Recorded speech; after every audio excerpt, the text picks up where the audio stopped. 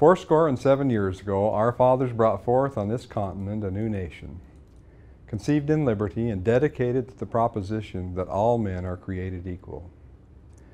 Now we are engaged in a great civil war, testing whether that nation or any nation so conceived and so dedicated can long endure. We are met on a great battlefield of that war. We've come to dedicate a portion of that field as a final resting place for those who here gave their lives that that nation might live. It is altogether fitting and proper that we should do this.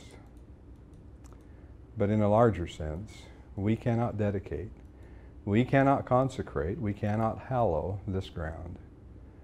The brave men, living and dead, who struggled here, have consecrated it far above our poor power to add or detract. The world will little note, nor long remember what we say here, but it can never forget what they did here. It is for us, the living, rather, to be dedicated here to the unfinished work which they who fought here have thus far so nobly advanced.